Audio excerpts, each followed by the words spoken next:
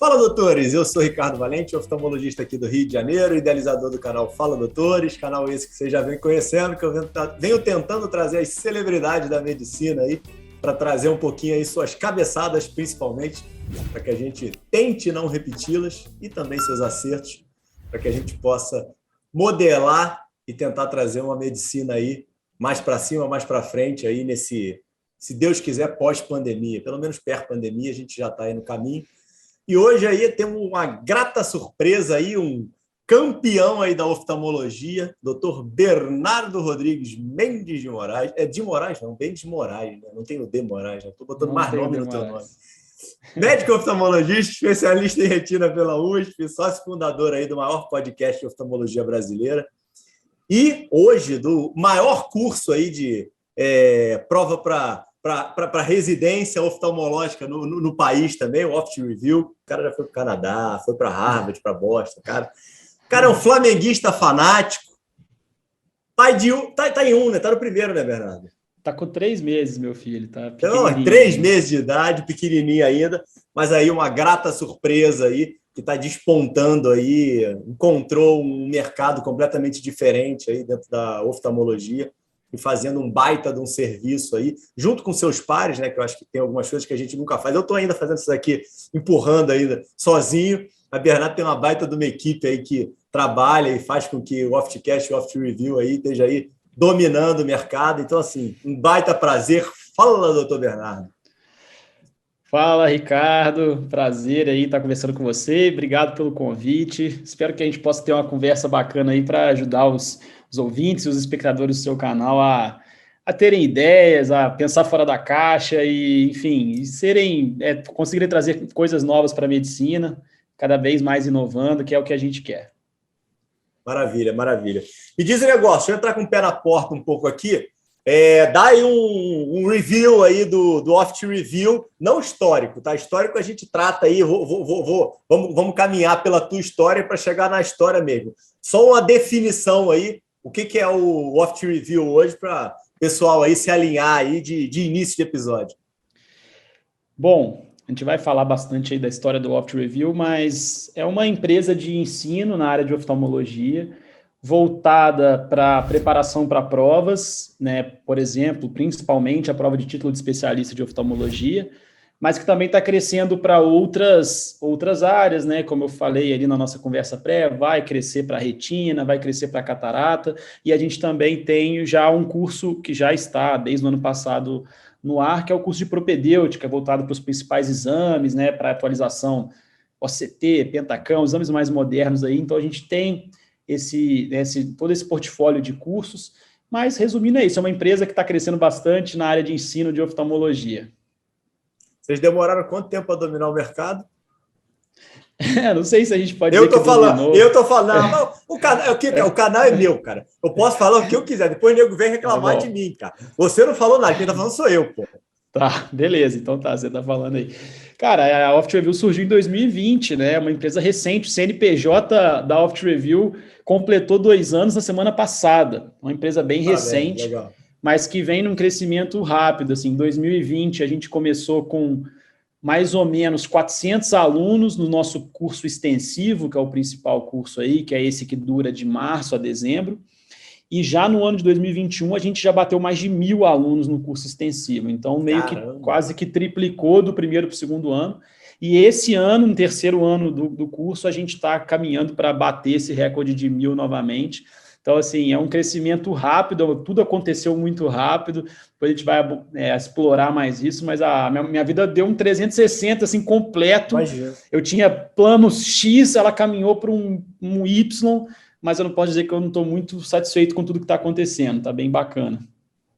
Peraí, cara, você fez residência na USP, mas você não tem um sotaque muito de paulista não, cara. Onde é que começa a tua história? Não. Então, sou de Juiz de Fora, né? Quem é do Rio, igual você, sabe que Juiz de Fora é pertinho do Rio. Aí é a cidade de Minas mais carioca que tem. A gente tem um sotaque meio... O pessoal fala que é carioca do brejo, né?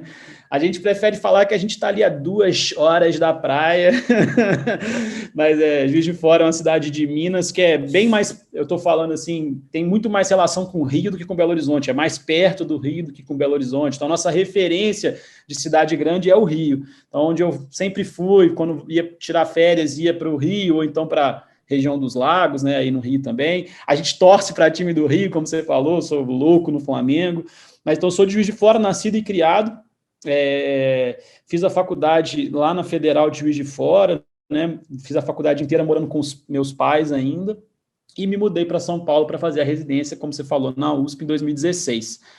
Na época da prova de residência, eu tinha muita vontade de vir para São Paulo, só prestei prova aqui em São Paulo, e aí desde 2016... só queria vir para cá, cara. Eu tinha um sonho de vir para São Paulo, eu achava que as coisas estavam acontecendo aqui. São Paulo estava, assim, né, já tem um tempo que é a principal cidade assim, econômica do país, e eu estava muito focado em vir para alguma grande escola de São Paulo. Então, na época, eu foquei bastante, eu fiz as provas de residência em 2015, na época, e acabei vindo para a USP aqui, comecei em 2016. E escola? Você sempre foi um cabeçudo danado, sempre estudou pra caramba, sempre foi dos melhores alunos, isso se transformou aí quando você encontrou a medicina. Como é que é esse momento aí acadêmico? A escola, eu sempre estudei em bons colégios, assim, estudei na rede jesuítas lá em Juiz de Fora, que era um dos melhores colégios lá da cidade, e assim, eu posso dizer que eu nunca fui nerd no sentido daquele nerd que a gente fala assim, né, sem tom pejorativo, mas aquele cara que só estudava, que era mais bitolado. Sempre fui equilibrado, mas sempre fui aquele cara meio que queria estar sempre nas cabeças, assim. Então, sempre estudei muito para ficar nas cabeças, mas sem aquela coisa de não ter vida social. Sempre gostei de praticar esporte. Então, assim, eu sempre joguei tênis, sempre joguei futebol, sempre saí, então assim, eu era equilibrado, mas eu sempre fui meio sempre queria estar nos primeiros ali, sempre estudei bastante mesmo. E aí, a medicina, cara, não poderia romantizar aqui, dizer que sempre foi meu sonho de vida, cuidar das pessoas, mas não, assim, nunca foi muito, assim, eu não tinha essa ideia, assim, de fazer medicina logo de cara, eu achava mais, assim, que eu ia trabalhar no mercado financeiro, achava que eu ia fazer alguma coisa de exatas, talvez, que eu sou bem pragmático, assim, prático, objetivo. Mas, assim, eu acho que, não sei, é até meio... O pessoal pode até criticar, mas eu acho assim, quando você é bom aluno, nas escolas, eles meio que, pelo menos assim, lá em Juiz de Fora era assim, eles meio que te direcionavam muito para a medicina, sabe? Eu acho que você era um bom aluno, tirava ali os primeiros lugares na sua turma, o pessoal falava, você tem que fazer medicina que é o bom, talvez porque a escola tinha mais notoriedade, se você passava em medicina, eles te influenciavam muito. E meus pais não são médicos, mas são da área da saúde, os dois são dentistas, e eles achavam também, botavam maior pilha para eu fazer medicina. Eu acabei ali decidindo por medicina mais no ensino médio, mas me encontrei. Você é o mais velho? Né? Então, eu sou do meio, eu tenho 2 irmãos, os 2 também são médicos. A minha irmã é hemato e o meu irmão está no R3 de anestésio. Sua irmã é a mais velha? Minha irmã é mais velha. Hematologista já está lá em Juiz de Fora. Não, peraí, cara. Alguma coisa... Não, peraí. 3 de 3, cara? Alguma coisa tem nessa família aí por trás dessa influência da medicina aí, cara. Os 3 fizeram federal, os 3 irmãos. Juiz de Fora também? Os 3 em Juiz de Fora. Vocês estudaram juntos em momentos, assim, no mesmo momento da faculdade? Os 3 no mesmo tempo na faculdade. Foi bem maneiro, assim. A minha irmã e eu é um semestre de diferença só, porque ela eu e ela, a gente é bem perto. Ela é 1 ano mais velha que eu só. E aí ela passou para o 2º semestre, e na época eu passei para o 1º semestre do outro ano. Então ficou só 6 meses de diferença. Ela era minha veterana direta ali. Então me passava todos os materiais já. Me deu trote. Passava todos os materiais já ali bem maceteado. Foi muito bacana. E o meu irmão aí já veio 4 anos depois. Quando ele entrou, eu já estava ali no internato, mas a gente pegou intermédio junto, jogava bola junto no time da faculdade. Foi bem bacana também, assim, bem legal. Você tinha colocado para mim que você tem 2 tios médicos, né? Eles influenciaram um pouco na tua escolha? Eles são próximos, são distantes? São muito próximos. E influenciaram, sim. São dois tios que eu gosto muito. Assim, um é otorrino. Eu até achava que eu ia fazer. Quando eu entrei na faculdade, eu achava que eu ia fazer otorrino, por causa desse meu tio, que é muito próximo. E é um cara que eu admiro muito assim, o jeito dele. A gente tem muita afinidade. Eu achava que eu ia fazer otorrino, mas acabei achando meio chato otorrino na faculdade. Acabei mudando para oftalmo. Depois a gente pode entrar nisso. Mas e o meu outro tio, Gasto, também são. Enfim, eram dois exemplos assim de pessoas, vamos dizer, bem-sucedidas que eu gostava, então acaba que influencia, assim, né? Você se vê ali naquela pessoa, no patamar que ela chegou em termos pessoais, até também, querendo ou não, financeiro, você vê que a pessoa bem-sucedida, então ela influencia, né? Com certeza influencia. Não, sem sombra de dúvida. É inegável, né? Não dá para a gente ir para outro caminho.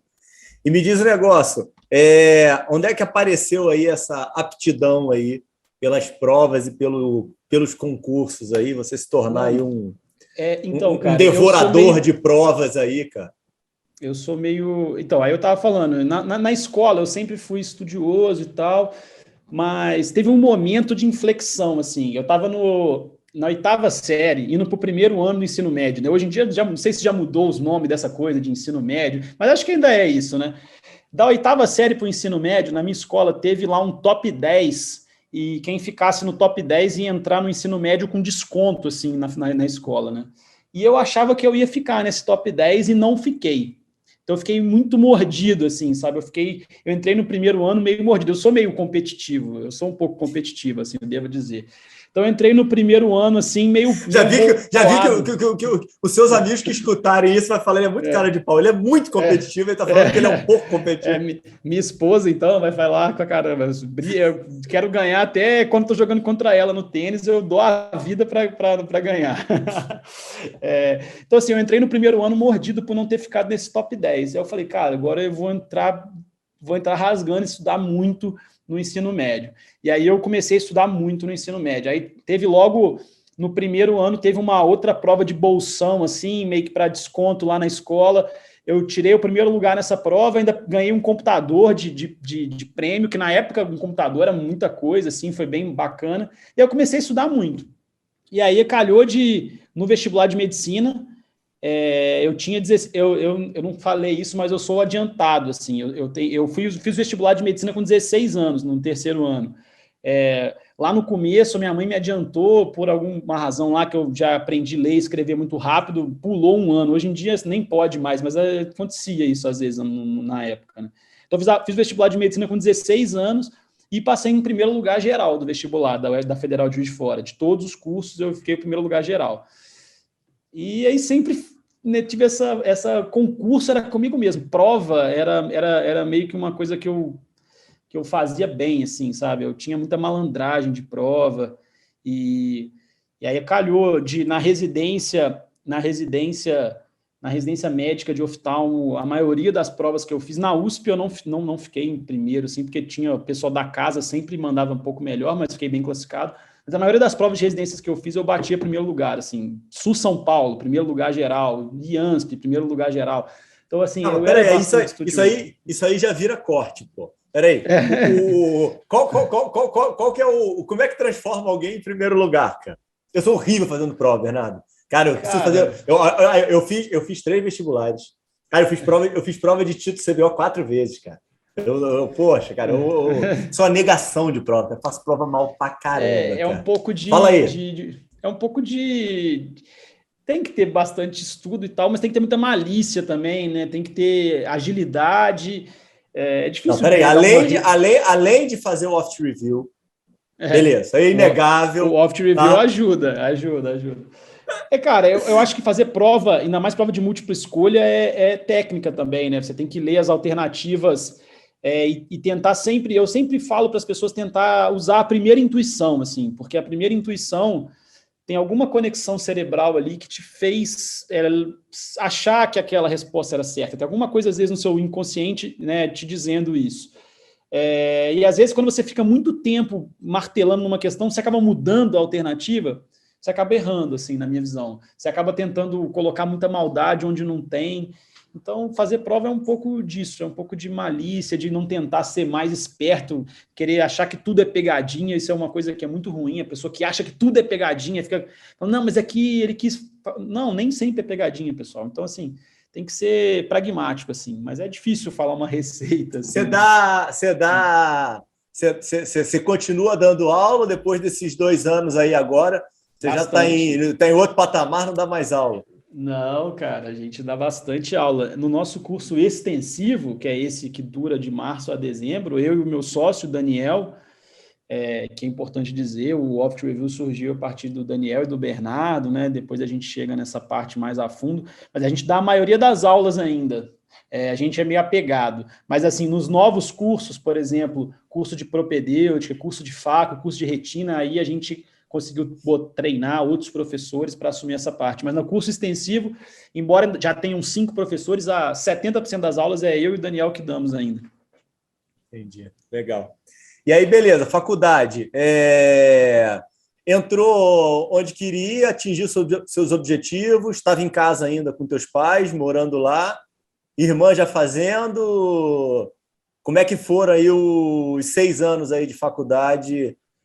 Em que momento que aparece aí a possibilidade de fazer oftalmo?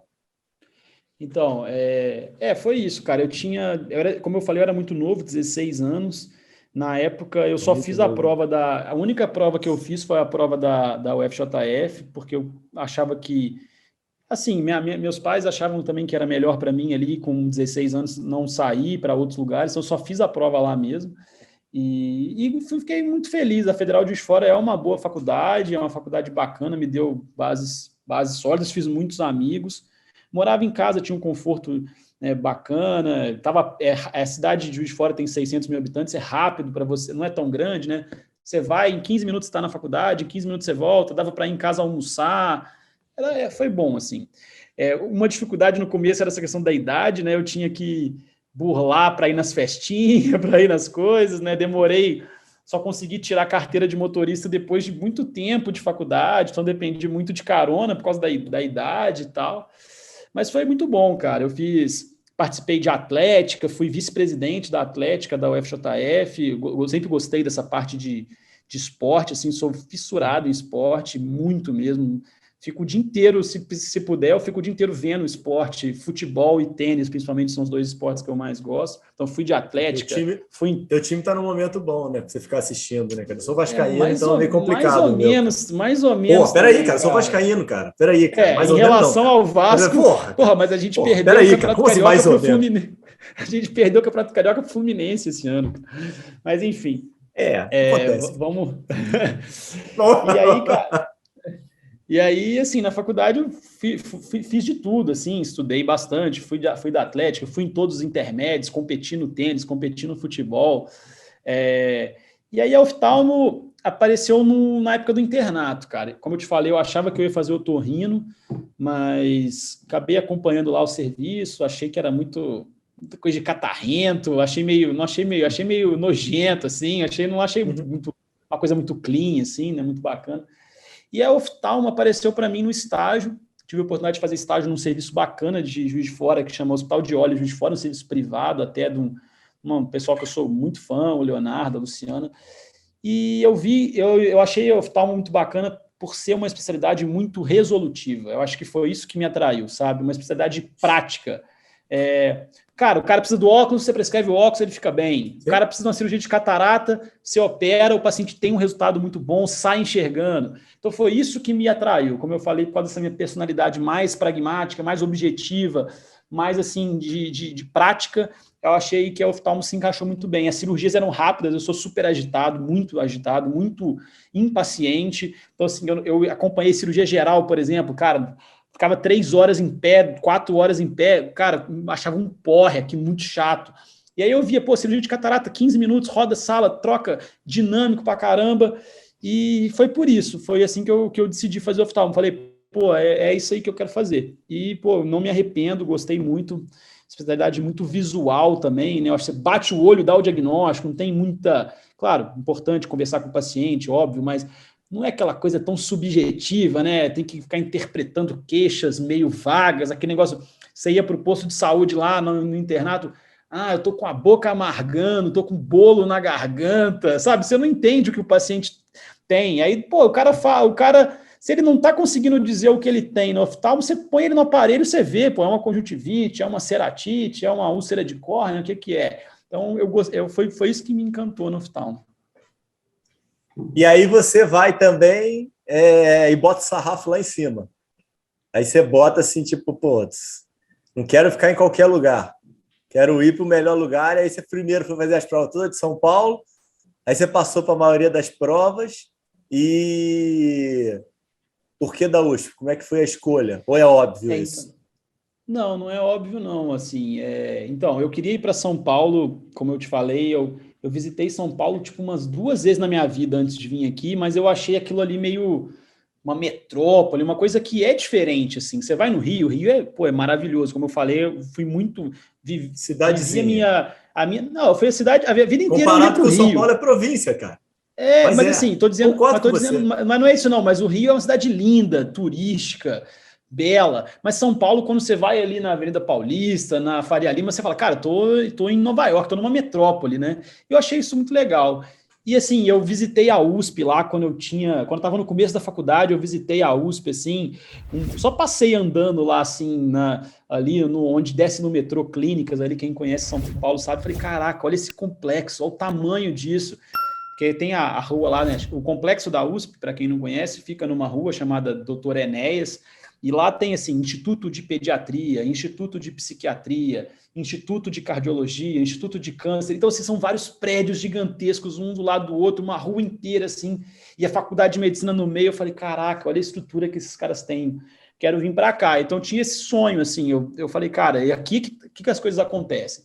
E, por coincidência, esse cara que me influenciou em Juiz de Fora, que eu acompanhei no internato, ele tinha feito a formação dele aqui na USP, o doutor Leonardo Provetti, que ele chama retinólogo, e é professor, é o titular da cadeira lá da UFJF.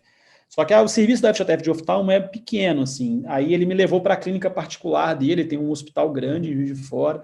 Então acompanhava lá só você? Não é o padrão? Não, não é todos os alunos, não. É um estágio opcional, assim, mas quem quisesse fazer esse estágio poderia fazer. Tinha umas vagas lá, e não era para todo mundo, mas não era todo mundo que queria, né? Enfim, era um estágio dentro ali da faculdade, tinha essa opção. E aí ele tinha feito a formação dele toda na USP, ele sempre falava, cara, tenta ir para a USP. E foi até um cara que me ajudou muito, ele fez uma carta de recomendação para mim, ele é super bem quisto lá, porque ele fez a residência, foi preceptor lá, fez doutorado. Hoje ele é até professor além de ser professor titular lá da cadeira da UFJF, ele é professor da pós-graduação da USP. Então ele orienta alunos de doutorado lá na USP. Então ele me ajudou bastante nisso. Ele foi, além de ter me incentivado, ele fez uma carta de recomendação que me ajudou bastante, assim, né? Você chega na entrevista lá, você não é um Zé Ninguém, você tá alguém tá te recomendando, né? Porque você pensa assim, pô, tô competindo com gente do Brasil inteiro, tô vindo do interior de Minas, né? Não é uma credencial muito grande. Então, quando você tem alguém para te recomendar, acaba ajudando. E aí, nas provas de residência, só que assim, eu tinha muita vontade de ir para a Unifesp também, eu vou ser sincero com você, eu tinha muita dúvida entre USP e Unifesp. USP e Unifesp eram minhas duas. Confusão agora, hein, cara? Não, eu não estou arrumando confusão. Seria muito cômodo eu falar que eu sempre queria só a USP, né? Mas eu gostava muito da Unifesp, não, tá certo, assim. Cara, total. E aí, cara, eu eram minhas duas prioridades. Eu tinha tipo umas prateleiras, assim, né? Primeira prateleira, USP e Unifesp. Segunda prateleira, eu botava lá Unicamp, não desmerecendo, são fantásticos, mas eu acho que botava um pouco abaixo. Unicamp, Santa Casa, IANSP, enfim, o BOS lá de Sorocaba, que hoje em dia está muito forte também. Mas calhou que aí eu fiz foram as provas que eu fiz: USP, Unifesp, Unicamp, IANSP, Santa Casa e o Sul São Paulo. Foram as provas que eu fiz. Eu passei em todas, mas não passei na Unifesp. Então, eu passei nas outras 5, não passei na Unifesp. Então, não tive a dor de cabeça de ter que escolher, assim, né? Então, foi natural, porque eu já tinha colocado as duas na primeira prateleira, uma eu não passei, a outra eu passei. Então, assim, foi até uma frustração bem grande não ter passado na Unifesp. Fiquei bem chateado na época, porque eu tinha vontade também de ir para lá, então não tenho vergonha de falar isso, não passei. Fiz a primeira fase lá, fiquei em primeiro lugar na primeira fase. Mas Putz. na prova prática e na entrevista eu caí para nono de oito vagas. E aí não rodou nenhuma vaga, e aí eu não passei. Não era para ser, cara. Pô, isso daí não. Me diz um negócio, tá falando, eu não sei se eu entendi certo. Você foi para São Paulo antes das provas para conhecer os serviços? Não, isso não. Eu fui na USP lá quando eu estava fazendo um turismo. Eu vim em São Paulo pela primeira vez. Eu vim em São Paulo pela primeira vez com meu avô, assim, que meu avô morou muito tempo em São Paulo. Ele falava: eu quero te levar para conhecer São Paulo, quero te levar para conhecer São Paulo. São Paulo é o centro do Brasil, é a maior cidade, você tem que ir lá. Então eu vim com meu avô passar uma semana aqui. E como eu estava no primeiro ano da faculdade de medicina, nem sabia que queria oftalmo, não sabia nada. Mas eu falei, cara, pô, já que eu tô aqui em São Paulo, quero lá passar na frente da USP. Eu só passei na frente, assim, mas aquilo me chamou muita atenção, entendeu? Não, mas eu vou te falar, cara. Eu acho, desculpa te cortar, eu acho isso uma dica matadora, cara. Eu nunca fiz isso, mas hoje todo mundo tem oportunidade de fazer isso, né? Dar uma rodada aí por serviços e conseguir aí dar uma... Porque às vezes você se identifica com o local, né? Eu acho que aquilo pode te dar até mais garra para você fazer a prova, né? E com a cabeça que eu tenho hoje e tendo passado pelas experiências que eu tive, eu nunca teria feito uma faculdade de medicina sem ter visitado, sem ter feito isso que você falou. Porque eu acho que quando a gente está lá, igual eu estava lá em Minas, lá, Federal de Juiz de Fora, uma cidade menor, você acha que é muito inacessível, as coisas são muito inacessíveis, né? Cara, é só você mandar um e-mail para o departamento e falar, cara, tenho um estágio opcional aqui na minha faculdade, eu posso passar uma semana aí acompanhando o serviço? Por exemplo, lá na USP, caraca, a gente recebia interno toda semana, tinha interno lá de outros lugares do Brasil inteiro passando uma semana lá. E eu não fiz isso talvez por cabeça pequena, não sabia que dava para fazer. Sim. E é muito simples isso. E o mesmo vale para quando eu falo muito isso lá no Oft Review, no Oftcast, quando você está na residência, você pensa assim, cara, então vamos supor assim, eu estou numa residência num centro mais, por exemplo, assim, que não é um centro muito grande. Cara, você manda um e-mail, você pode fazer um estágio em um centro grande. O mesmo vale para quem está em São Paulo e quer ir para fora. Você pensa assim, cara, é impossível ir para fora, é muito inacessível.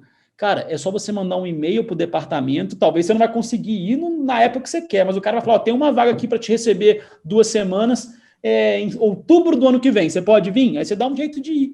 Cara, é muito acessível, então eu incentivo muitas pessoas a fazerem isso. Mande e-mail, vá atrás de conhecer, passa uma semana num serviço que você quer fazer residência. É muito aberto, pelo menos lá na USP eu acredito que os outros lugares também são, é muito fácil. E quem está na residência, o contrário, vai além. Tenta ir para fora, ficar 2 semanas, 3 semanas, cara, é muito enriquecedor isso. Onde é que você vai para fora, Bernardo? Que momento aí que abre a tua cabeça? Foi a USP que abriu a tua cabeça? Você já foi para fora durante a faculdade? Quando é que... Não, na faculdade você vai para fora? Na faculdade também não tinha essa cabeça, tinha cabeça muito... Eu me arrependo um pouco até. Não sei se...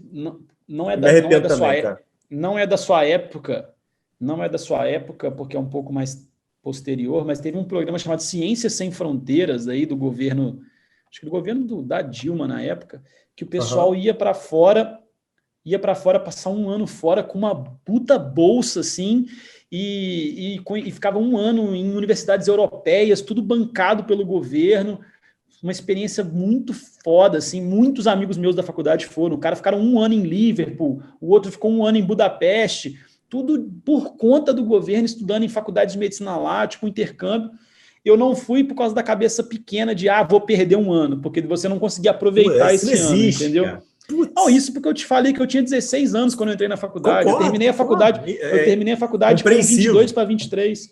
Então foi muito burro, assim. Eu me arrependo muito de não ter ido na faculdade, porque é uma puta experiência. E aí na residência eu falei, cara, se eu tiver oportunidade de ir, eu vou. E aí a USP é boa nesse sentido, ela dá bastante oportunidade. E aí eu fui passar um tempo com o Flávio Rezende, que acho que até conversou com você também, né? Lá de Montreal. Uhum. E que é um cara que eu sou fã pra caralho. Desculpa a palavra, monstro, muito né, fã dele. Não, cara, o Flavinho é um monstro, né, cara? Essas maluquices que ele gosta de fazer, né, cara? Essas técnicas cirúrgicas que inventa e bota para jogo, cara, ele é um sinceramente espetacular, cara. Cirurgião muito hábil, assim, ele é impressionante. E o cara tem o jeito de encarar a vida dele, eu acho muito foda, assim, o cara surfista, Muito. viaja pra caramba, o cara não, a medicina faz parte da vida dele, uma parte importante da vida dele, mas não é a vida dele. E eu acho que isso é muito importante. A pessoa que vive só para medicina, cara, vai chegar ali com 50 anos e vai falar, caraca, não curti, não viajei, não curti a família. Eu acho que é muito importante esse equilíbrio, e ele é muito exemplo nisso.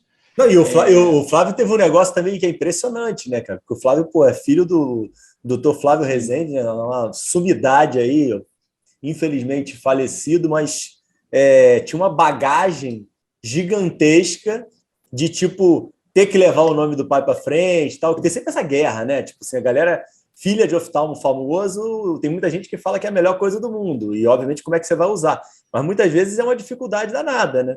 Então, assim, ele queria encontrar o lugar dele, ele fala isso quando eu gravei, né? Tipo, de ir para fora para conseguir ser o Dr. Flávio Rezende, ele, né? E não filho do outro, né?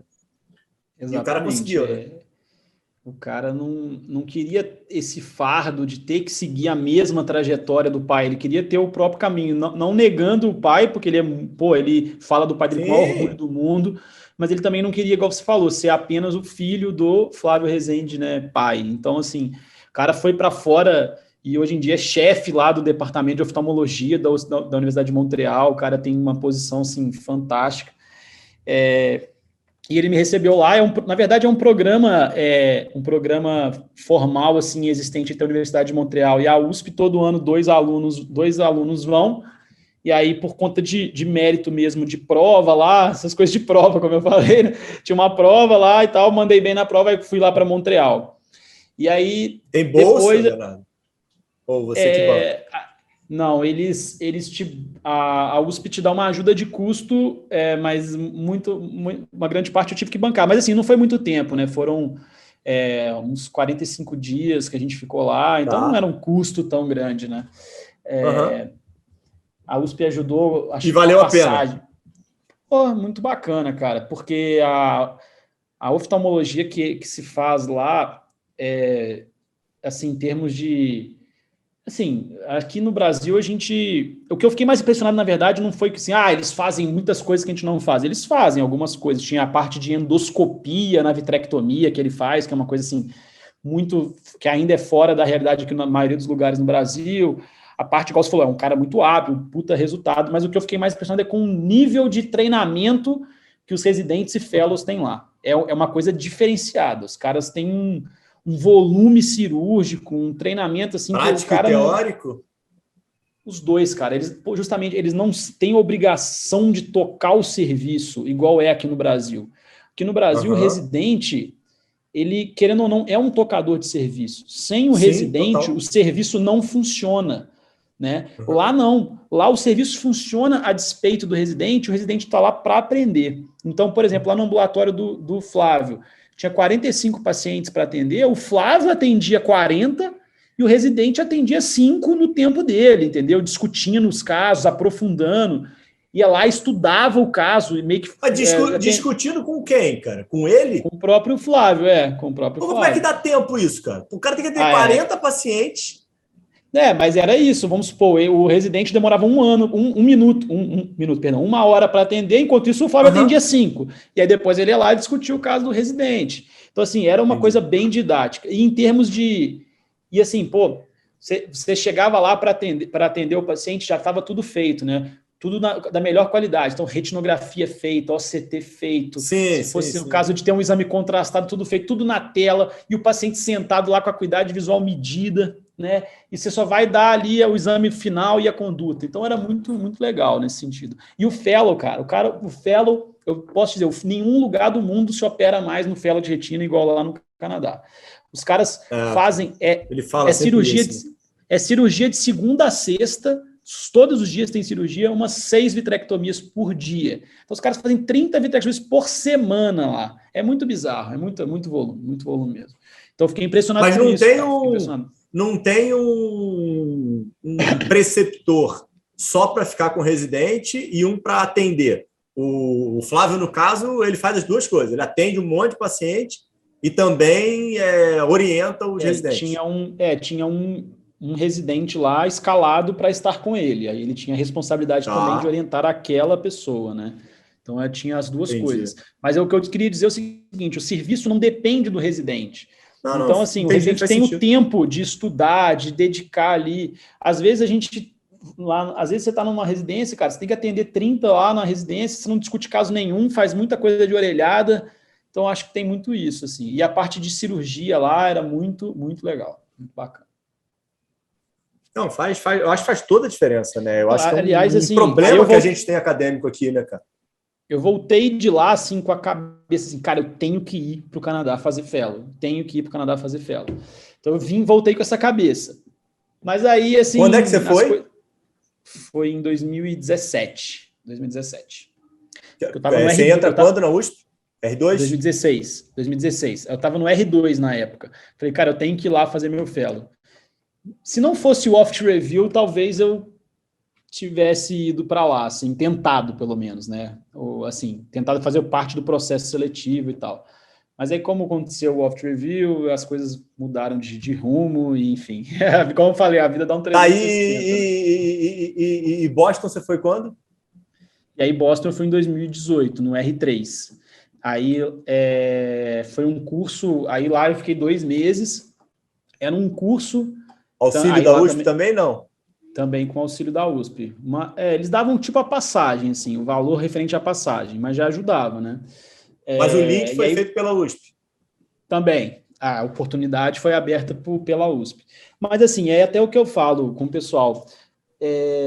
Embora a USP tenha ajudado pra caramba e fez a ponte, mas com a cabeça que eu tenho hoje, cara, eu acho que vai atrás, manda e-mail para os departamentos. Não precisaria da USP, né? Assim, ajuda, óbvio, mas, cara, se você entrar lá nos departamentos, tem lá o e-mail do chefe. Eu digo isso porque quando eu fiquei com essa cabeça de ir para o Canadá, quando eu voltei do Canadá e queria fazer o fellow lá, eu comecei a mandar e-mail para todos os chefes de departamento lá do Canadá para perguntar como é que era o processo seletivo para o fellow, como é que se aceitava estrangeiro e tal, e é super receptivo.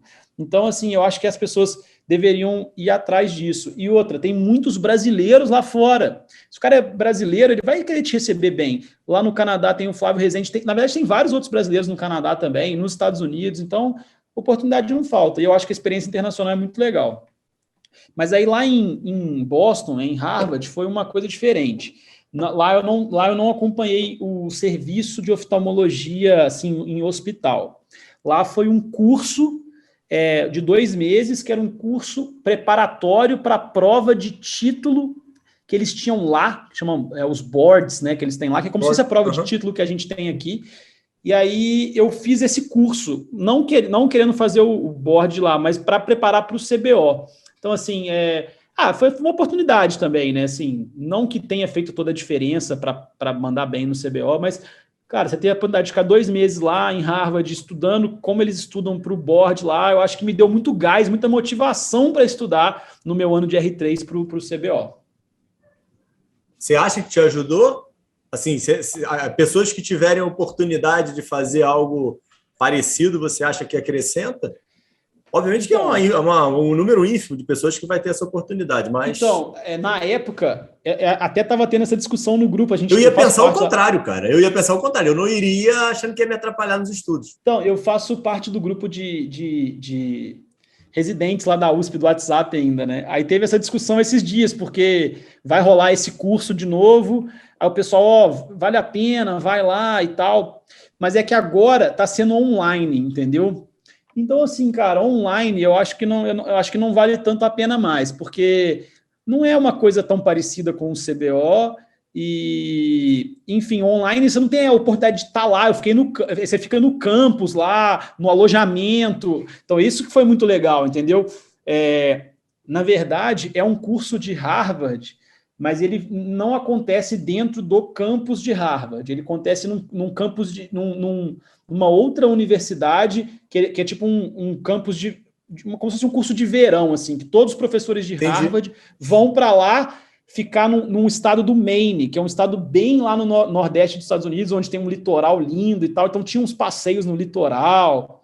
você fica lá embarcado naquele campus daquela, chamava Colby College, e aí, cara, foi muito legal, porque ficava 2 meses lá pô, usava a academia lá da universidade, E malhava tinha lá. final de semana, cara?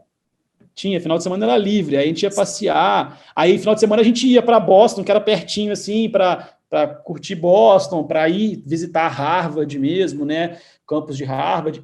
Foi bem legal, eu disputei até um campeonato de tênis lá, cara, tipo, foi bem da hora. Falei assim, ia ter um campeonato de tênis de verão lá, falei, vou me inscrever nessa parada aí. E aí acabei ficando em segundo lugar, foi bem, Pô, foi bem legal. show. Tinha uns 30 caras, eu fiquei em segundo, lá cheguei na final. Foi massa. E tava casado já? Não, na época, assim, eu tô com a minha esposa desde 2014, né? Tava namorando na época, casei foi em ano passado, casei em 2021. Ah, entendi. Esposa é médica também? É oftalmo também. Oftalmo também? É oftalmo Ah, também. Ela fez a Federal de Juiz de Fora junto comigo e fez a residência no BOS lá em Sorocaba. Ah, era tua turma? De faculdade, não, ela é 3 anos mais nova na faculdade. Então, quando eu estava mais para a segunda metade da faculdade, ela entrou. Aí eu conheci ela porque ela também joga tênis. E aí eu era atleta do tênis masculino lá, né, da faculdade, ela era do feminino, tinha uns treinos junto lá, então foi assim que a gente se conheceu. Legal. E me diz um negócio, aí como é que é esse encaixe aí, final de residência, vontade de fazer fellow no Canadá, off review, já dá para encaixar a pandemia aí vamos chegar aí nesse momento aí de virada aí da tua vida. Então foi assim, cara. Aí fiz a residência em 2016, 2017 e 2018. E aí minha prova de CBO foi em 2019, no comecinho ali de 2019, né? No primeiro final de semana de março de 2019 foi minha prova do CBO. E como eu falei, você primeiro lugar também? Foi o primeiro lugar do CBO também. Um monstro. Mas aí, assim, essa cabeça muito competitiva, de querer sempre estar nas cabeças e tal, eu falei, eu estudei com o objetivo de tirar o primeiro lugar. Eu posso falar isso. Eu fui para a prova com essa cabeça, assim, eu queria isso. Estudei muito. CBO eu estudei muito. Principalmente ali em janeiro e fevereiro, eu estudei absurdo, assim. A USP dava liberação para a gente, o que acabou ajudando. Tipo, janeiro, você não precisava mais voltar lá. Em janeiro, você terminava em dezembro ali o R3, sabe? Janeiro e fevereiro era só estudando. Então eu estudei muito, assim, tipo 12 horas por dia, mais ou menos. Acordava às 8 horas da manhã, estudava até 8 horas da noite, umas pausas, né, óbvio, para almoçar, fazia um exercício, porque eu acho que também é importante estar com a cabeça boa, isso para mim é fundamental quando eu estou num momento de muita produção, muito estudo, ter um momento de atividade física para dar uma relaxada, mas estudei muito. E aí tirei o primeiro lugar da prova do CBO, beleza. E aí passei no fellow de retina da USP. Mas com a cabeça já de querer ir para o Canadá no outro ano. Porque lá, para você ir para o Canadá, você tinha que ter 1 ano de retina clínica, sabe? E aí eu entrei na retina cirúrgica aqui, mas ia contar como 1 ano de retina clínica, assim. Você tinha que ter 1 ano de experiência em retina, para você fazer parte do processo seletivo, né? Não sei se eu ia passar, mas para fazer parte do processo seletivo eu tinha que ter 1 ano de retina. Eu falei, vou fazer 1 ano aqui de retina, depois eu vou tentar ir para o Canadá. Aí, cara, o que aconteceu? Eu entrei na preceptoria também, né? Como que é a preceptoria lá da USP? É tipo um elo, né, entre os professores lá, né, os catedráticos lá, os chefes e os residentes, como se fosse um chefe dos residentes, assim, é quem estava na linha de frente com o residente, era o preceptor. Então eu tinha, além de ser fellow de retina, eu tinha esse cargo de preceptor, eu e mais 3, né, eles escolhem vamos dizer, 4 residentes, assim, de destaque do R3 para ser preceptor. Então, eu vivi, esse ano de 2019, eu vivi lá no HC, bitolado mesmo, que era fellow de retina e preceptoria. Então, orientava a cirurgia de catarata dos R3, orientava ambulatório de R3, por causa dessa função de preceptoria, trabalhando pra caramba. E, enfim, não tive muito tempo de fazer as coisas que tinha que fazer para ir para o fellow do Canadá, por exemplo, aprender francês. Eu falo bem inglês, mas não sei nada de francês, e para ir para Montreal era uma exigência, um francês básico, então não fiz o meu dever de casa, porque esse ano foi muito corrido por causa da fellow de retina e preceptoria, então já foi uma coisa que começou a me Sabe, você volta com todo o gás. Não, vou. Mas vai murchando, né? Porque você vai começando a arrumar um empreguinho aqui, outro ali, começa a aparecer uma cirurgia para você fazer. Isso daí, Bernardo. Teus pais te ajudavam de grana ainda? Então, meus pais me ajudaram de grana até o final da São Paulo residência. tem esse problema, né, cara? A bolsa de residência não dá para viver em São Paulo, não, né, cara? E assim, eu nunca fui um cara de dar muito plantão, assim, sabe? Nada contra quem dá, é que eu não tinha disposição mesmo de dar plantão e encarar a residência como eu queria encarar, levar a sério, estudar, operar muito. E aqui em São Paulo tem um agravante, que é essa questão da cidade ser muito grande. E eu tinha que chegar todo dia 7 horas, lá a residência de oftalmo da USP é puxada, é bem puxada, assim, você entra no oftalmo achando, é tranquilão, não, lá é bem puxado. Tinha plantão pra cacete, plantão noturno, dormia no hospital, pelo menos aí de uma vez a cada 2 semanas tinha um plantão de 24 horas. Então eu não tinha disposição de dar plantão, assim, porque eu tinha que chegar todo dia 7 horas, como é que eu ia dar um plantão noturno e estar 7 horas lá? Não dava.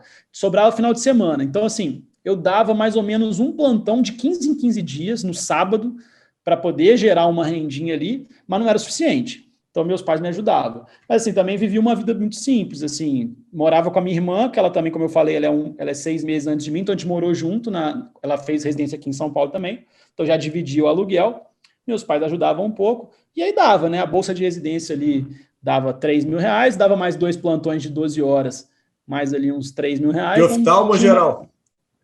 Não, dei plantão de geral, só no R3 eu comecei a pegar umas coisinhas de oftalmo, umas agendinhas de refração, né? Então no R1 e no R2 eu pegava uns plantões de clínico, e aí no R3 já começou a pintar umas agendinhas de refração, eu larguei plantão de clínica, mas muito pouco durante a residência, assim, como eu falei, eu não tinha muito tempo e não tinha tanta disposição, igual a gente tinha de ir virado para a residência, eu ficava cansado, assim, então não foi muito minha pegada. Mas também vivi uma vida simples e deu para fazer tranquilo. Meus pais não precisavam ajudar muito, assim. Eles ajudavam um pouquinho no aluguel. Vamos supor, meiava o aluguel comigo e com a minha irmã ali, e o resto eu me virava. E aí, voltando ao que eu estava falando de 2019, né, da residência, do primeiro ano do fellow, tal, preceptoria, a minha vida estava muito puxada. Eu comecei aí depois que eu terminei a residência, eu comecei a ir para o litoral de São Paulo nos finais de semana, lá em Caraguatatuba, para tocar uma parte de retina lá, no Hospital de Olhos e Clínicas, que é um hospital bacana que tem lá no litoral. Comecei a fazer cirurgia de catarata lá, comecei a fazer uma cirurgia de retina lá também. Então, eu ficava viajando nos finais de semana para o litoral. E aí eu não tive muito tempo de fazer meu dever de casa, como eu falei, de aprender francês que eu precisava. E aí aconteceu, cara, de 2020... O meu sócio, né, o Daniel, ele era meu R- na residência, ele tirou o primeiro lugar na prova também, do CBO. Então, eu tirei o primeiro em 2019 e ele tirou em 2020. E era um cara parceiro meu e um cara que tinha muita aptidão por dar aula, assim, ele tinha paixão por dar aula. E dava aulas muito boas já desde a residência, o Daniel. E aí, cara, o que aconteceu? Marquei casamento em 2020, veio a pandemia em março. Falei, caraca, velho, pandemia... Quando é que era o teu casamento? O casamento era no ano seguinte, mas eu falei, cara, eu precisava ganhar um dinheirinho, né? Tava vivendo com a bolsa de preceptoria era bem pouquinho. Eu falei, pô, agora eu preciso ganhar dinheiro. Terminei a preceptoria, que a preceptoria era 1 ano, né? Já tinha feito 1 ano de fellow, estava no último ano do fellow de retina, falei, agora eu vou começar a ganhar um dinheirinho. Veio pandemia, fechou todos os lugares que eu trabalhava, né, naquele começo radical da pandemia, que você deve lembrar. E aí, cara, pra você ter noção, foi tudo muito rápido também. A pandemia, eu lembro direitinho, estourou aqui no Brasil, o primeiro lockdown foi tipo 17 de março, mais ou menos. Tinha acabado de sair o resultado do Daniel lá, que ele tinha sido o primeiro lugar. Eu falei com ele, cara, vamos montar um curso preparatório para o CBO? Você foi o primeiro lugar em 2019, eu fui primeiro lugar em 2020, quer dizer, o contrário, eu fui primeiro lugar em 2019, você foi em 2020, a gente tem know-how, a gente gosta de ensinar, vamos montar alguma coisa? Ele falou, vamos. 1 mês depois, já estava vendendo o curso, foi tudo muito rápido, a gente fez para acontecer em 1 mês, por quê? A gente teve tempo, né, pandemia, fechou tudo, estava em casa, sem fazer nada, falei, cara, preciso produzir. Aí a gente começou a correr atrás, produzir o curso. E aí o Oft Review surgiu assim. Você na tua casa e ele na casa dele. Eu na minha casa, ele na casa dele, mas assim, a gente montou um estúdio caseiro, É até bem nostálgico lembrar disso, cara. A gente gravava com um pano, o fundo verde nosso era um lençol verde que a gente comprou, assim, esses fundo verde para fazer gravação, né? Gravava com o celular. Cara, o primeiro ano do Oft Review, 2020, a gente teve 400 alunos no nosso curso extensivo no Brasil. A gente gravava com o celular e sem microfone, só o fonezinho do celular, com um pano verde atrás, na sala do apartamento do Daniel, que na época tinha uns 30 metros quadrados o apartamento dele. Tinha a geladeira dele, assim, do lado do pano verde. E, assim, era muito engraçado, cara. Pô, que legal, cara. E era muito engraçado. Quem é de São Paulo sabe aqui, a casa dele, o apartamento dele na Consolação, que é uma rua super movimentada. Vocês têm isso gravado, né, cara? Tem todo o registro dos bastidores. O apartamento dele é na Consolação, super movimentado. Então, assim, ele gravava de madrugada as aulas para não ter barulho, entendeu? Mas como eu ia para lá gravar, eu não podia gravar de madrugada, né? Isso não ia atrapalhar ele e tal. Eu ia gravar horário normal, assim, às vezes 7 horas da noite. Então, direto, tinha aluno reclamando assim. Os alunos falavam assim: aula muito boa, porém, no minuto 20, teve um barulho de ambulância que atrapalhou muito a aula e tal. Então, assim, foi assim o começo, cara. Mas eu acho que a gente conseguiu contornar isso com muito empenho na qualidade das aulas, em passar um conhecimento de uma forma didática. Muito legal, muito fazer bom, uma coisa diferente, assim, do que o pessoal estava acostumado. Vocês já refizeram essa aula da ambulância, né, cara? Já, não. Pô, a gente já hoje em dia... Aí que aconteceu, cara? A gente falou assim, não vamos acomodar, né? Deu certo o curso, 400 inscritos, mas se a gente continuar nessa qualidade... A gente percebe, né, quem mexe com cliente e tal, que os primeiros clientes são os chamados, né, innovators e early adopters, né? Eles são muito mais condescendentes, eles são muito mais bonzinhos, assim. Então, a gente via isso dos caras. Os caras pensavam, os alunos pensavam assim, os caras são muito esforçados, os caras estão fazendo um trabalho legal, sem tanta estrutura, vamos relevar e tudo mais. Mas a gente sabe que não é assim, que não ia continuar assim para sempre. Sim. Então, assim, a gente já pegou e todo o dinheiro que a gente ganhou no curso de 2020, a gente investiu para 2021 ter uma estrutura de primeira.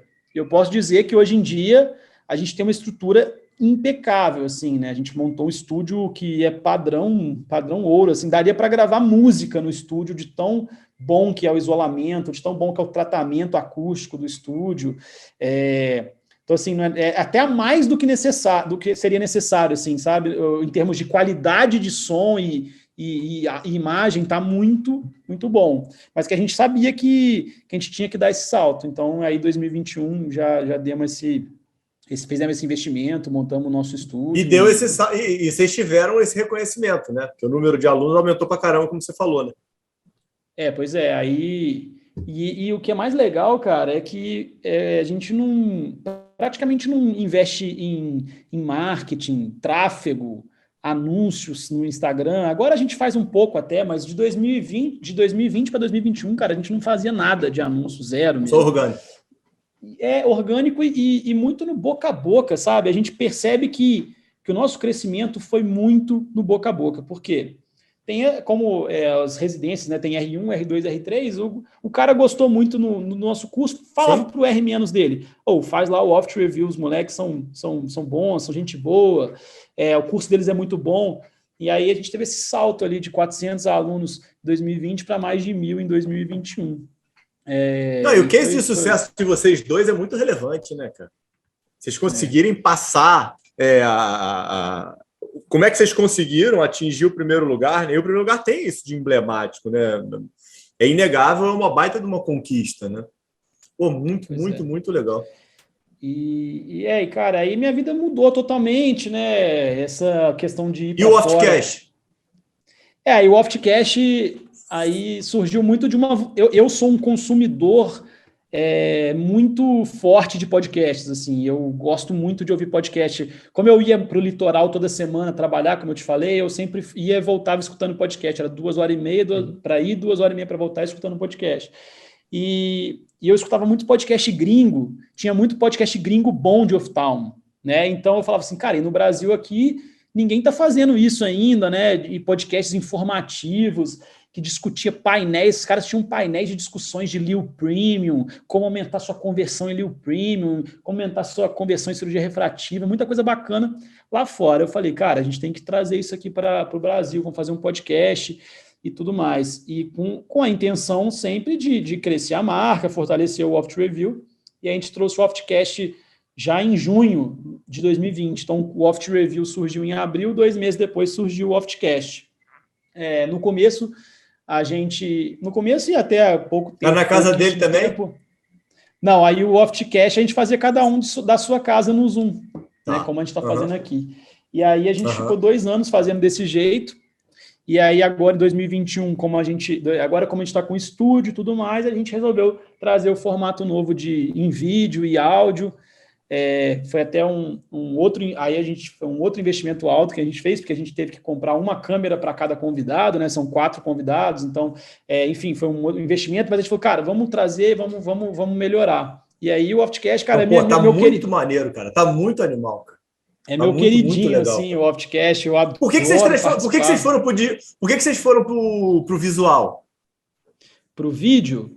Cara, por N razões, assim. Primeiro, pensando em YouTube, a gente queria crescer no YouTube, a gente tinha um YouTube muito fraco. A gente ainda tem, tá? Um YouTube muito fraco, tem que ser realista.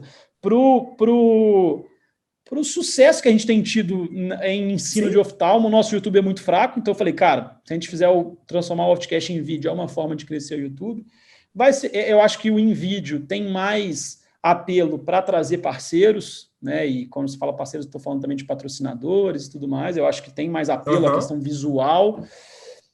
E mais por conta disso, cara, porque eu vejo também os podcasts e meio que sempre com essa pegada de tentar replicar o que tem sido feito em outras áreas, né? E eu vejo que esses podcasts em vídeo estão em alta em várias áreas, e a gente trouxe isso, mas ainda é muito mais ouvido no Spotify, tá? A gente tem tido, por semana, no Spotify, uns 1.200 ouvintes, e no YouTube ainda é, bem menos, são uns 300, mais ou menos, então tá bem mais... Cara, muito bom, cara, muito bom, pô, esses números que você tem de visualização aí de no ouvinte, Spotify a gente tem 80 mil downloads já no Spotify, somando todos os episódios. Tá? Tem uma consistência. Vocês estão quantos episódios lá?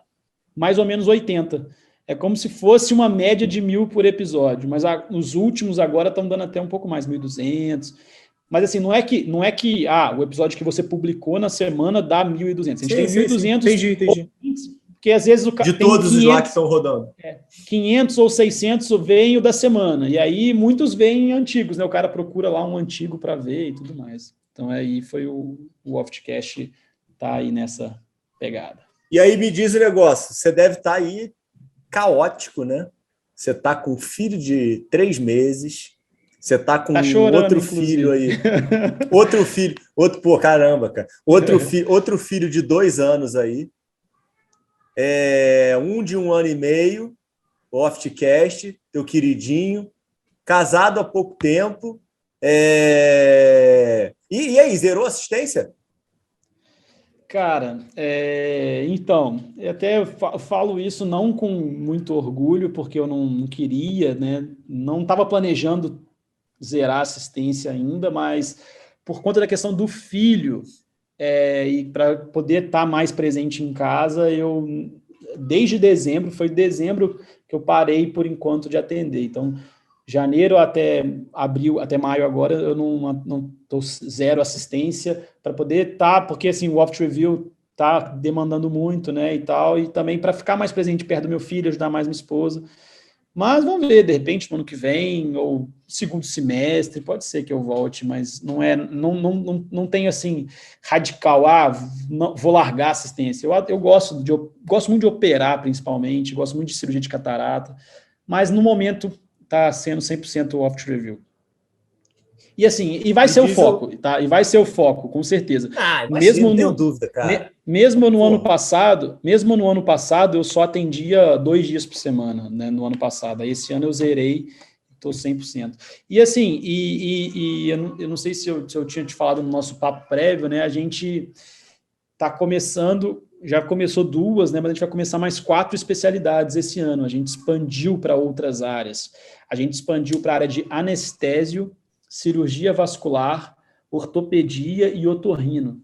Então a gente tem agora já o Orthop Review, Anest Review, Vasc Review e ORL Review, voltados sempre para as especialidades médicas para a prova de título. Tá? Então a gente está com esses novos projetos agora de 2022 bem fresco. Inclusive o Anest e o Vasc já está rodando o curso já. Os outros estão ainda na fase de Instagram, né, divulgação de conteúdos gratuitos para crescimento, e no segundo semestre a gente vai lançar os cursos de ortopedia e otorrino. Não, estamos gravando aqui dia 2 de maio. Esse episódio deve sair daqui a um mês, mais ou menos. Já está quase já aí na boca aí para sair mais um filho aí. Mas peraí, aí vocês trouxeram o know-how de toda a operação, mas vocês trouxeram sócios aí, especialistas nas áreas, né? Exatamente. A gente buscou pessoas que tinham um perfil parecido com o nosso, pessoas jovens que gostavam de ensino, que tinham familiaridade com mídias digitais, e trouxemos para o nosso lado. E aí trouxemos ali eles com...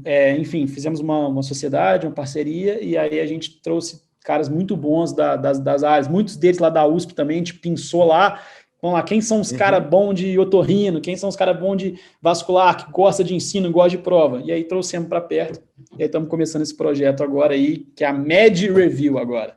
Agora é o projeto mãe, assim, Med Review, e abaixo todas as especialidades, inclusive a Opt Review. Animal. Muito, muito, muito legal. Me diz um negócio, gosto sempre da questão de olhar para trás e perguntar se você fazer alguma coisa diferente. Aqui já, até dando aqui meio que uma sinalização do que você falou aqui que me chamou a atenção. Você acha que deveria ter estudado a porcaria do francês ou não mudaria em nada na tua vida do jeito que ela foi? É estudar o francês e a vida ser igual. Não muda pandemia, com pandemia, com tudo.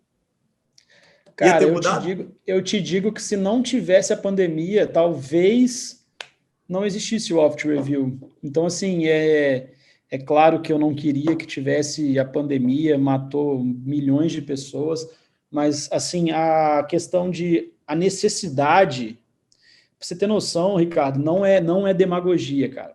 Veio a pandemia, em março eu estava procurando locais para dar plantão de clínica, que eu não dava desde o R2, porque eu vi a minha renda ir a zero, eu vi minha renda mensal ir a zero. E como eu não tinha reservas, porque eu estava na residência, residência eu fui para a preceptoria, que era um salário mais ou menos igual de residente, não tinha reserva, queria casar e tal, enfim, queria, né, dar um saltozinho de qualidade na minha vida, assim, comecei a olhar plantão de clínica, cara. E aí, na mesma época, assim, que eu estava buscando plantão de clínica, não sei o que, meio com medo também, que eu não fazia há 3, 4 anos, veio esse insight do Opt Review. Então, assim, se não existisse a pandemia, a necessidade fez a gente ir atrás de fazer o negócio acontecer. Então, não dá para dizer, assim, se eu tivesse... Talvez eu ia tentar ir para o Canadá, sim, né? O que ia ser um empecilho muito grande é a questão da esposa e tal, eram umas discussões que a gente tinha, mas era uma ideia que eu tinha. Mas assim, enfim, não sei se eu mudaria isso, mas talvez, não dá para dizer realmente, porque como veio o Opt Review, não daria mais para eu ir para fora, né? O Flávio sempre brinca comigo, tava te esperando aqui e tal, não sei o quê. E o que eu me arrependo muito é de não ter ido para intercâmbio na faculdade. Isso eu me arrependo até hoje, assim, porque eu vejo uns amigos que tiveram um ano de experiência incrível lá na Europa, os caras ficaram um ano lá, e uma cultura diferente. Isso eu me arrependo um pouco. Eu acho que quem tiver oportunidade, tiver condição financeira de ir ou tiver alguma bolsa, vale muito a pena. E outra coisa que eu acho que vale muito a pena é fazer um fellow fora. Então, assim, se eu não tivesse dedicado para o Opt Review, eu acho que ir para fora vale muito a pena. Me diz um negócio, teu futuro aí, planejamento estratégico para frente, você já deu aí seus passos. Agora cada vez mais fazer todo esse teu projeto aí, que já está aí a todo vapor, prosperar e fazer essa operação que você vai fazer agora é uma operação difícil, não é uma operação fácil, né? Que você sai um pouquinho da tua zona de conforto para outras áreas aí. Parabéns aí pela coragem do desafio e até porque vocês estão fazendo algo que está dando super certo, né? Então tem um risco nisso daí. Depois que der certo, as pessoas não veem, mas tem que ser valorizado agora que vocês estão...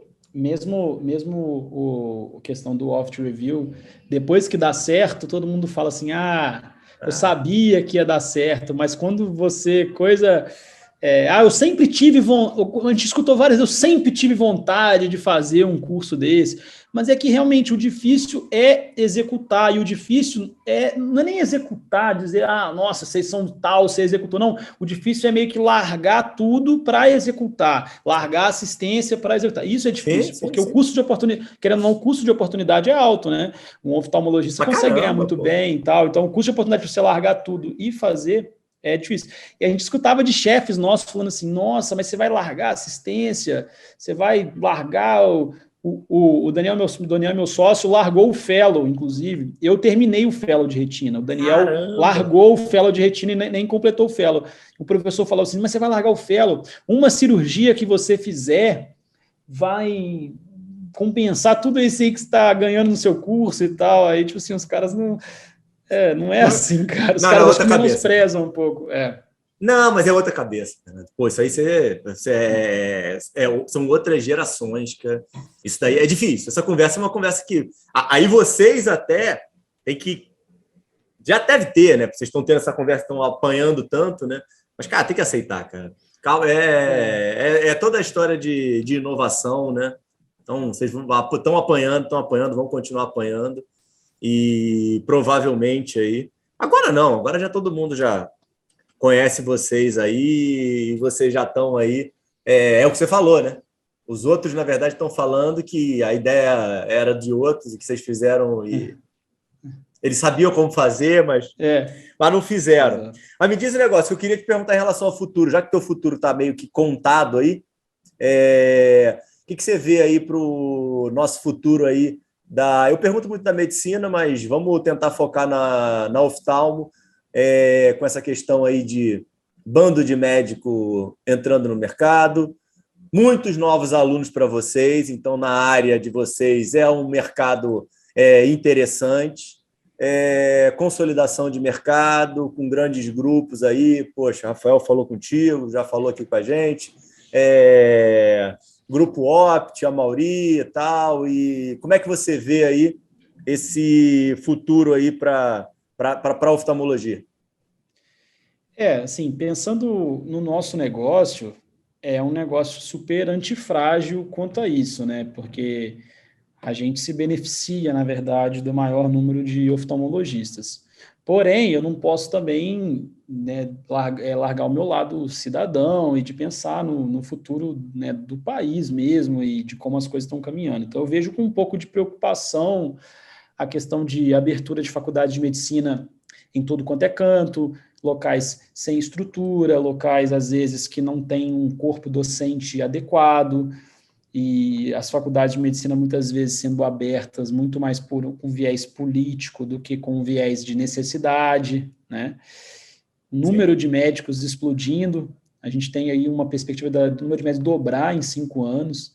Isso é um pouco preocupante, sim, para a nossa profissão, né, cara? Porque a gente vai se deparar provavelmente com a desvalorização da remuneração médica, principalmente, eu acho, de quem não tiver uma especialização. Eu acho que pelo menos a forma que eu encaro o cenário, assim, eu acho que você vai ver cada vez mais na parte de clínicos gerais, na parte de plantão, na parte de medicina de UBS, né, medicina de, enfim, posto de saúde, a remuneração diminuindo. Eu acho que a telemedicina, que eu acho que é uma solução muito importante, ela vai ser uma das formas querendo ou não, de desvalorizar a remuneração médica, eu acho, porque vai ter muita gente, vai ter as grandes operadoras, os grandes grupos vão oferecer muita telemedicina, e na telemedicina se remunera mal. Eu sei porque a minha esposa faz telemedicina e ela ganhava bem até na telemedicina e já está sofrendo uma redução importante ali da remuneração, então eu acho que é uma forma que eles vão ter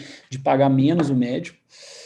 E a questão da oftalmo, Eu acho assim, cara, eu vejo com um pouco de preocupação a abertura de serviços de pós-graduação sem ali um mínimo de critério, sabe? Eu acho que é muito importante a gente ter serviços de pós-graduação, porque as vagas de residência estão estáticas há muito tempo, enquanto se aumenta muito o número de médicos formados, então é importante, mas é importante desenvolver serviços de pós-graduação. O CBO tem que ficar em cima disso para ser uma coisa criteriosa, ser uma coisa assim, realmente pós-graduações que atendam aos requisitos, em termos de carga horária, em termos de número de procedimentos, número de consultas, número de cirurgias, para a gente conseguir manter o patamar ali da especialidade. A prova do CBO acho que tem que ser cada vez mais valorizada também, que é uma forma de você filtrar ali, de você exigir que o cara estude, e o CBO tem um controle, né? Os serviços que vão muito mal na prova, ele de repente pode descredenciar o serviço, então acho que é importante a valorização da prova do CBO, é uma forma, não é porque eu vendo o curso para a prova do CBO não, tá? Eu acho importante sim, porque são formas, eu acho que deveria até ter para o médico lá, o CRM devia ter uma prova, igual tem a OAB, eu acho. Porque aí, cara, você vai, você tem métricas para você, de repente, fechar um serviço que não está... Cara, pô, todos os residentes lá vão muito mal na prova. Você vai e descredencia o serviço. Então, acho que é importante isso. E a questão da optometria também, que é outro viés importante aí do futuro da oftalmologia, eu acho também bem complicado. A gente está vendo aí cada vez mais os optometristas sendo ali reconhecidos aí por decisões judiciais. Eu acho que é uma briga que o CBO tem que levar à frente, porque é um mercado importantíssimo nosso, é a questão da prescrição de óculos, mas não é só reserva de mercado, cara. Eu acho que a gente faz 6 anos de medicina, 3 anos de oftalmologia, a gente estuda a fundo aquilo para poder ter esse pré-requisito, né, de prescrever óculos, de não só isso, né, cara, porque é muito fácil você prescrever o óculos e qualquer coisinha você encaminhar para o oftalmo, né. Então, o oftalmo, ele tem uma responsabilidade longitudinal sobre o paciente que o optometrista nunca vai ter. Então, acho que deve ser uma defesa do CBO, o CBO deve ir atrás de continuar defendendo a classe nesse sentido. E me diz um negócio, tem alguma meta para o Oft Review aí? Como é que é o céu é o limite? Como é que é o planejamento de vocês aí para a empresa aí? Cara, a meta nossa é crescer cada vez mais em oftalmologia, criar outros cursos, fortalecer sempre o nosso extensivo, que é o nosso carro-chefe. A gente está lançando, o nosso software de questões está cada vez mais moderno, a gente está lançando um aplicativo novo agora, e lançando outros cursos, como eu te falei. A gente vai ter um curso de Faco agora, lançado em junho, vai ter um curso de Liu Premium, lançado em agosto, curso de retina no segundo semestre. Então, a ideia é diversificar, criar novas fontes ali novos cursos para atrair um maior número de alunos possível. A gente tem vontade de criar um curso de pronto-socorro também, que é uma pedida de muitos alunos nossos. E a questão de diversificar para outras especialidades, que é o nosso desafio atual, porque a gente conseguiu consolidar bem dentro do oftalmo, a ideia agora é solidificar, crescer mais, mas o maior desafio mesmo são essas outras especialidades. E vai ter Oft Review presencial ou 100% online sempre? Cara, eu acho que não, o Oft Review, os nossos cursos para prova de título, acho que vão ser sempre 100% online, tá? Mas esse ano a gente já pretende fazer alguma coisa presencial dentro desse curso de catarata, ter um módulo prático também, tá? E então, para ter um contato com o aluno, né, cara? A gente nunca teve esse contato pessoal com os alunos, a gente sente um carinho deles muito grande no online, mas a gente não tem o contato presencial. Então, a gente pretende ter alguns cursos práticos, voltados, de repente, para exames, para cirurgia de catarata, para ter esse contato com os alunos. Maravilha, doutor Bernardo. Porra, vamos acabar aqui, vou ajudar a tua esposa. Coitado aí, tá chorando, tá precisando da sua ajuda. Tá dando para ouvir? Me diz. Só um pouquinho. Foda, cara. A porta tá fechada aqui. Não, relaxa. Cara. Me diz um negócio. Fala aí tuas mídias aí do Oft Review. Onde é que o pessoal se inscreve, site, tudo. Depois eu vou botar aqui embaixo aqui na descrição. Mas fala aí. Show de bola, cara. O meu Instagram mesmo é fraquinho, não tenho tanta... Bernardo RM Moraes, é mais pessoal mesmo, mas quem quiser pode seguir lá. Mas o Instagram do Oft Review, a gente publica muito conteúdo gratuito lá, muita coisa bacana. Então, tá bem legal o Instagram do Oft Review e é @OftReview mesmo, tá? E, pô, sigam lá o Oftcast no Spotify, sigam lá o Oft Review no YouTube também, que a gente publica muito conteúdo legal, aulas, comentários de questão, os próprios Oftcasts em vídeo, que tá bem legal. E quem quiser conhecer mais os cursos, aí é www.oftreview.com.br. Maravilha, doutor Bernardo. Cara, valeu. Excelente, cara. Parabéns. História bacana pra caramba que você deu essa virada aí. Gostei desse relato aí que você estava procurando plantão de clínica aí para virar essa chave. Não é conversa para boi dormir, é verdade, cara. Não, bacana pra caramba, cara. Parabéns aí de verdade, cara. Muito sucesso, cara. Acho que o vídeo, eu acho que vai dar um outro posicionamento para vocês, cara. Vocês estão fazendo um produto muito, muito, muito legal mesmo, cara. Estão de parabéns, assim, excelente. Continua aí nessa pegada.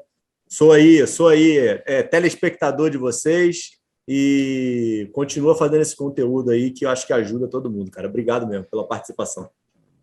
Valeu, meu amigo. Obrigado, Ricardo. Obrigado pelo convite. Parabéns pelo trabalho que você tem feito também. Assisti algumas entrevistas já, principalmente do pessoal ali da Oftalmo. Tá muito legal o seu canal. Você é super descontraído. Seu jeito de levar a conversa é ótimo. Você tem jeito de entrevistador. Parabéns mesmo. E, cara, precisando, pode contar com a gente. Quando estiver em São Paulo, dá um toque lá para você conhecer o nosso cantinho. Vou, com certeza. Vou sim, cara. Faço questão. Cara, valeu cara. Amigo. Abraço. Abraço. Até mais, cara. Valeu, até mais. Tchau, tchau.